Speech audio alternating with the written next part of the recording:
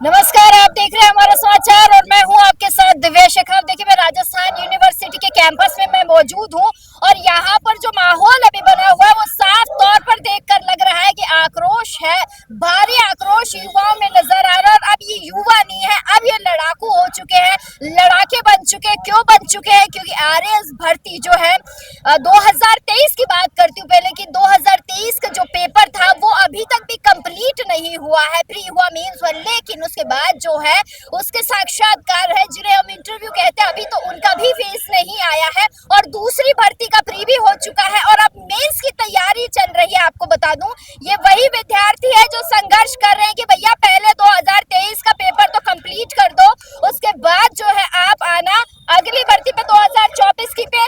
आपको मैं दिखा दूं कि यहाँ पर ये लोग भूख हड़ताल पर बैठे हैं और भूख हड़ताल 3 दिन से इनकी चल रही है। एक बार बात करने की कोशिश करेंगे कि भूखे प्यासे गर्मी का माहौल है और इस गर्मी में जो है लोग यहाँ पर बैठे और कहाँ कहाँ से ये लोग आए हैं। देखने वाला विषय है कि दूर दराज से ये लोग आए हैं और यहाँ आके भूख हड़ताल करें कि कम से कम कोई तो हमारी बात सुनेगा। एक बार इनसे बात करते हैं।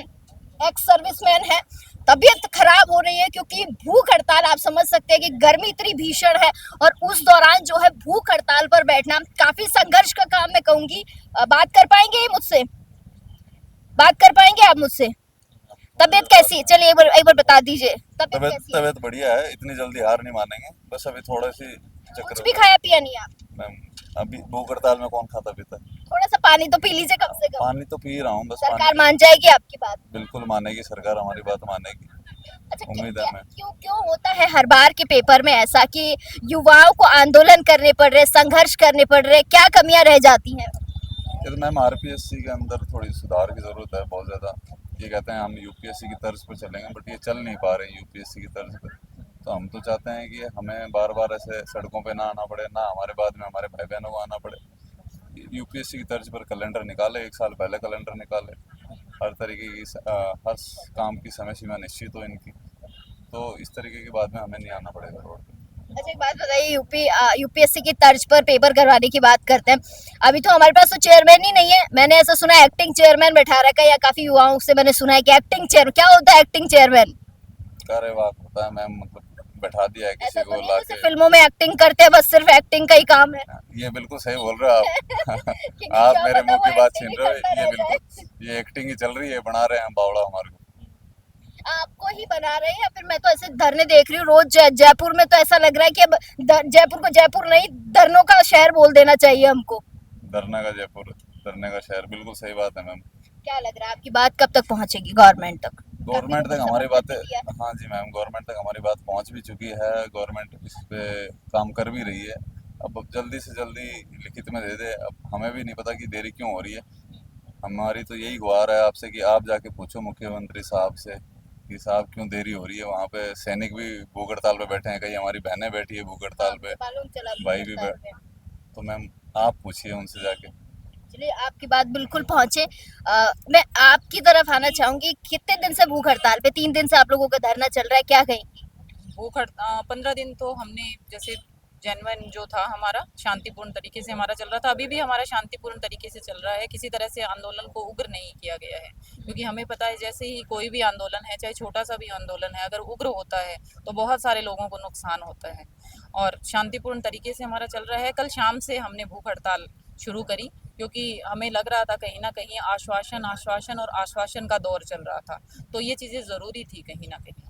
अच्छा, एक बात बताइए, आरएस के लिए कितना पढ़ना पड़ता है? मुझे तो ऐसा लगता है कि बहुत मेहनत होती है जब कहीं जाके प्री क्लियर होता है, फिर मेंस क्लियर होता है, फिर साक्षात्कार के लिए आदमी जाता है, उसके बाद भी मेरिट निकलती है। जी मैम, बहुत, क्योंकि आपको पता है राजस्थान की सबसे बड़ी पोस्ट यहाँ दी जाती है अपने को, तो ऑब्वियस सी बात है कि पढ़ना तो बहुत ज़्यादा पड़ता है। प्री में बहुत सारा सिलेबस होता है, मेंस में हमारी मान के चलिए अब टोटल बुक अगर हम कलेक्ट करते हैं तो 35 से 36 बुक्स हो जाती है। उसके अलावा जो बच्चे नोट्स पढ़ते हैं, पूरा राजस्थान यहाँ बिठाना पड़ जाता है। पूरा आपको छोटे से बड़ा जो सब्जेक्ट हम, मैं कहूँ पहली क्लास से लेके आप ग्रेजुएशन पोस्ट ग्रेजुएशन तक जो सारी चीज़ें पढ़ते हैं, और उसके अलावा भी आप, मैं कहूँ कॉमर्स है, मैनेजमेंट है, math, science, technology, space technology, ये चीज अलग से जो सब्जेक्ट है, जो चीज हम कभी नहीं पढ़ते हैं, ये ऐसे पर्टिकुलर सब्जेक्ट होते हैं जो बच्चा लेता है वो ही पढ़ता है उसको। लेकिन यहाँ जब आरएस की तैयारी करते हैं तो ये चीजें हमें सब कुछ आना चाहिए। तो सिलेबस वास्ट है, इसीलिए थोड़ा सा टाइम सरकार से हम लोग मांग रहे हैं। और मेन जो हमारा मुद्दा था, आपको पता ही है, जैसे मीडिया कवरेज कर रही है काफी दिन से, तो एक सिंपल जो मुद्दा है हमारा, जो पहला मुद्दा यही है कि हमारी जो सीटें खराब हो रही है ना, उसका दुख हमें हो रहा है कि हमारी 200 से 300 सीटें हैं, वो किसी के भी काम नहीं आनी। जो 2023 के स्टूडेंट है उनके भी वो काम नहीं आएगी, और जो 2024 के स्टूडेंट हैं, नए स्टूडेंट हैं, उनके भी वो काम नहीं आएगी। जो मेन मुद्दा हमने उठा रखा है वो यही है मैम। एक भर्ती कंप्लीट नहीं हुई, दूसरी करवाने बैठ गए हैं, क्या कहेंगे? सरकार इस पे मैं ये कहना चाहूँगी कि जो आरपीएससी है उसको एक व्यवस्थित और वार्षिक कैलेंडर जारी करना चाहिए, जिस तरह यूपीएससी जैसे प्री मेंस की डेट सब एक साथ विद्यार्थियों को बता देती है कि ये होगा, इस तरह के से आगे प्रक्रिया चलेगी। तो आरपीएससी को भी वही रिफॉर्म्स करने चाहिए, ताकि जो विद्यार्थी है, अभ्यर्थी है, उनको बार बार इस तरह से आंदोलन, भूख हड़ताल, इन पर बार बार ना उतरना पड़े। लग रहा है कि कोई अधिकारी या कोई भी सरकार का व्यक्ति आपसे आके बात करेगा? देखिए, हम हमारी समस्त मांगों से सरकार को अवगत करा चुके हैं, अब उनके संज्ञान में हम डाल चुके हैं। बस हमें अब सरकार से सकारात्मक प्रतिक्रिया की उम्मीद है। जब तक वो यहाँ मतलब हमें कोई सकारात्मक प्रतिक्रिया नहीं मिलती, हम यहाँ पर इसी प्रकार धरने पर, भूख हड़ताल पर बैठे रहेंगे। खा लीजिए, गर्मी का समय हो रहा है। बस अब जिस दिन हमारे हाथ में पोस्टपोन लेटर आ जाएगा कि पोस्टपोन हो रहा है, वो लेटर आ जाएगा, हम ये भूख हड़ताल खत्म कर देंगे। चलिए, बहुत शुक्रिया। क्या नाम है आपका, ये बताइए? मेरा नाम अनुराग है। अनुराग जी, काफी दिन हो गए, कह रहे कि 15 दिन से तो हम वैसे कर रहे थे धरना प्रदर्शन, लेकिन अब यहाँ पे 3 से 4 दिन होने वाले हैं। क्या लग रहा है कि कितना जल्दी पोस्टपोन हो जाएगी? मैम, ये तो हम कैसे कह सकते हैं, तो सरकार जाने। हम हमारी कोशिश कर सकते हैं, थक हार के हम देख लीजिए भूख हड़ताल पे आ गए। अब आगे सरकार के ऊपर है कि वो इसको कितना लंबा खींचना चाहती है और हमारी सेहत का कितना ख्याल करती है। लग रहा है सेहत का ख्याल है सरकार को आपकी का, और गर्मी कितनी तेज हो रही है। मैम, सेहत का तो पता नहीं, लेकिन मुझे लगता है कि हमारी मांगों का जरूर शायद ख्याल है। काफी सारे नेता मंत्री जो आप लोगों के सपोर्ट में आगे, दिया कुमारी हो या किरोड़ी लाल मीणा हो। जी बिल्कुल, हमारे समर्थन में। आप ऊपर देखिए, उधर तकरीबन 45 से 46 जो है समर्थन पत्र वहाँ है, और ये 2 दिन पुराने हैं। इसके बाद में कहाँ से आए हुए हैं आप लोग? पूरे राजस्थान से? हम पूरे राजस्थान से। मैम, आपको पूरा राजस्थान यहाँ दिखेगा, शायद ही ऐसा कोई जिला होगा जहाँ से यहाँ पे अभ्यर्थी नहीं है। आप दक्षिण राजस्थान में जाएंगे, वहाँ डूंगरपुर से, बांसवाड़ा से आपको मिलेंगे, प्रतापगढ़ से। आप ऊपर आइए, आपको गंगानगर, हनुमानगढ़ से मिलेंगे। आप इधर जाइए, आपको जैसलमेर, बाड़मेर, जोधपुर साइड से मिलेंगे। आप इधर आइए, आपको अलवर, करौली, भरतपुर, धौलपुर इधर से मिलेंगे। पूरा राजस्थान यहाँ है। ऐसा नहीं है कि हम कोई 5-7 हैं, कोई एक लाइब्रेरी, किसी एक कोचिंग के, या कोई संगठन है हमारा। जितने भी लोग हैं सारे आरएस वाले बैठे हैं? सारे आरएस अभ्यर्थी हैं, सारे। बाकायदा हमने जो अनशन पे किया तो उनको लगा कि हमने शायद ऐसे ही बोल दिया, तो उन्होंने शायद हमें बोला कि आप एक काम करिए, अपने रोल नंबर लिख के भेजिए। हमने भेज दिया, 2 मिनट चेक कर लीजिए जाकर। चेक कर लीजिए, अगर आपको थोड़ा डाउट है तो देखिए, कह रहे हैं कि हमने तो भेज दिए हैं कि चेक कर लीजिए अगर कोई डाउट जा रहा है। तो मैं आपको एक चीज़ बताऊंगी, यहाँ पर मुझे जो जानकारी मिली है कि यहाँ पर ऐसा नहीं है कि भाई कोई कहीं से बुलाए गए हैं या कहीं से किसी को स्पेशल टेलीफोन किया है कि आ जाओ भैया धरना चल रहा है, कि यहाँ सम्मिलित हो जाओ, ऐसा नहीं है। यहाँ सारे के सारे जो अभ्यर्थी हैं वो सारे के सारे आरएस वाले हैं, और कहीं ना कहीं सभी की मांग है। आप देखिए, एक बार वहाँ लिखा हुआ भी है कि 2025-26 क्वेश्चन मार्क दे दिया। अभी तो 2023 की ही बात कर रही हूँ मैं, 23 ही नहीं हुआ है पूरा, तो 24-25 तो बहुत दूर की बात है। लेकिन उससे पहले सरकार को ऐसा लगता है कि 24 करवा ली जाए, 25 करवा ली जाए, 26 करवा ली जाए। लेकिन देखिए, भर्तियां कितनी अटक रही है, कितनी बड़ी विडंबना है राजस्थान की। एक भर्ती परीक्षा का जो है धरना चल रहा है, जिसे हम एसआई बोल रहे हैं, अभी तक तो वो ही, उसका ही कुछ क्लियर नहीं हुआ है कि वो स्थगित होगी, नहीं होगी, रद्द होगी, नहीं होगी। उसके बाद दूसरी एक और भर्ती आ जाती है जो आरएस मेंस कहते हैं। राजस्थान की सबसे बड़ी अगर कोई भर्ती है तो वो ये है। गर्मी ज़रा दिखा देती हूँ मैं आपको कि गर्मी के बीच में अभ्यर्थी बैठे हैं। बात करने की कोशिश करेंगे इन अभ्यर्थियों से। हालांकि मैंने शूज़ पहन रखे हैं, मेरी मजबूरी है कि मुझे जूते पहन के जाना पड़ेगा, लेकिन फिर भी हम बात करने की कोशिश करेंगे कि कहाँ से आए हैं, और इतनी भीषण गर्मी में क्या वाकई में बजन सरकार जो है इनकी बात सुनेगी। क्या लगता है कि भजन सरकार आपकी बात सुनेगी? जी, हमें पूरा विश्वास है भजनलाल सरकार पे। वो राम राज्य की परिकल्पना पर काम करते हैं, तो हमें पूरा विश्वास है कि वो जन कल्याण के लिए, विद्यार्थी हित के लिए वो निर्णय लेंगे और हमारे रखते हुए सैनिकों को हितों का ध्यान रखते हुए वो हमारे पक्ष में निर्णय लेगी और जल्द से जल्द निर्णय लेगी। क्योंकि हम यहाँ कठिन परिस्थितियों में डटे हुए हैं, हम बहुत सी परिस्थितियों का सामना करना पड़ रहा है हमें। तो सरकार से यही निवेदन है कि जो भी निर्णय लेना है तत्परता से निर्णय ले और सभी के हित में निर्णय ले।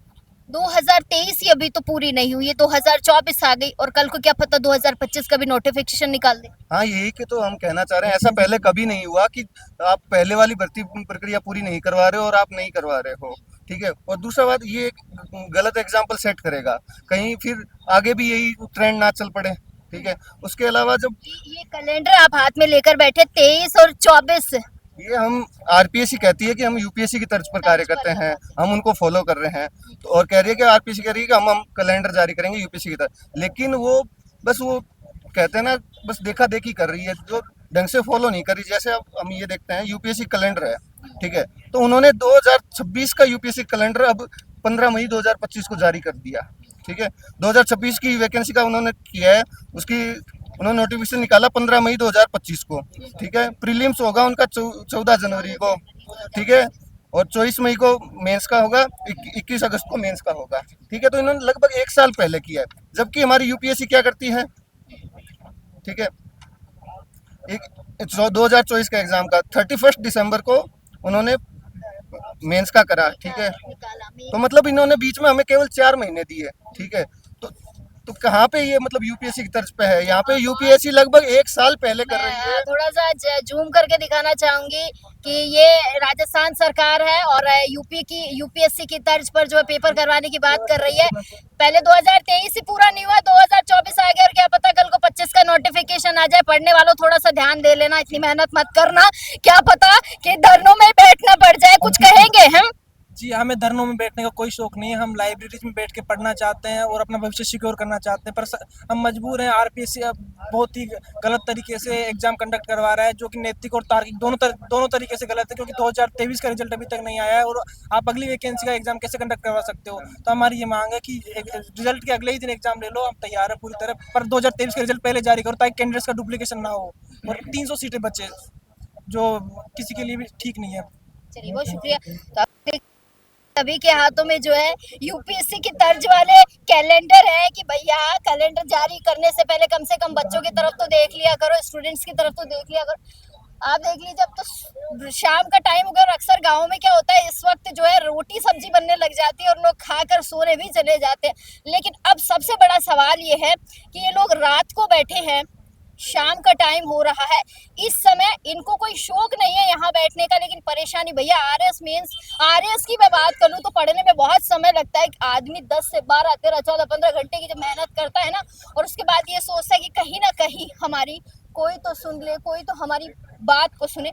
एक बार आ जाइए, बात करेंगे युवाओं से, कहाँ से आए हैं और क्या कुछ कहेंगे। कहाँ से आए हो आप लोग, कहाँ से आए हो? हम अभी सीकर से आए हैं। सीकर से आए हो? Yes ma'am. क्या लगता है कौन सुनेगा आपकी बात?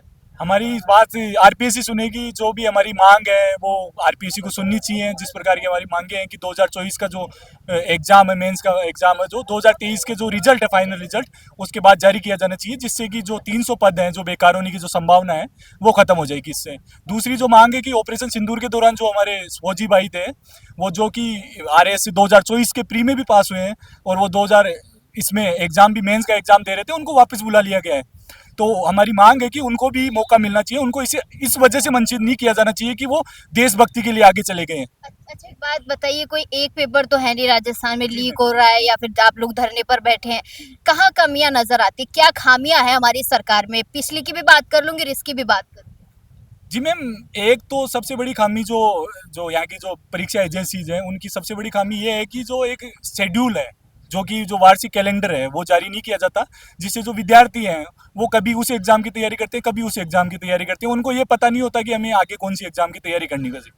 यदि आप पहले से ही यदि शेड्यूल फिक्स होगा, जैसे यूपीएससी का होता है कि 2026 का उन्होंने शेड्यूल दे दिया है, यदि वो अभी आरपीएससी भी यदि ऐसा कर दे तो हमें पता होगा कि हमें कौन सी एग्जाम की कब क्या तैयारी करनी यूपीएससी का कैलेंडर हम ऐसा रखेंगे या वैसा रखेंगे, बोलने से सारी चीजें हो जाती, क्योंकि मैं अभी कैलेंडर ही देख रही थी, हमारे और उनके कैलेंडर में तो बहुत फर्क है। क्या हमारे कहने से क्या हम यूपीएससी की तर्ज पर एग्जाम करवा रहे हैं? है। नहीं मैम, यूपीएससी की तरह एग्जाम नहीं हो रही हैं, क्योंकि जो यूपीएससी का जो एग्जाम होता है, यूपीएससी का जो मेंस होता है ना अगला, उससे पहले वो पहली वाली भर्ती है वो कंप्लीट हो चुकी होती है, तो उससे हमारे यहाँ तो नोटिफिकेशन ही निकलते हैं रोज। यहाँ पे नोटिफिकेशन निकलते हैं बिल्कुल, और अपने हिसाब से एग्जाम ही करवाते हैं, कभी जल्दी करवा देते हैं और अपने हिसाब से पोस्टपोन कर देते हैं, कभी उसको रद्द भी कर देते हैं, और बीच बीच में जो फर्जीवाड़े वगैरह भी होते हैं, तो उससे जो बेरोजगार है वो मांगों के लिए सड़कों पे उतरता है, और हर एग्जाम की यही है। मतलब हमारे राजस्थान में कभी बेरोजगारी कम नहीं होगी।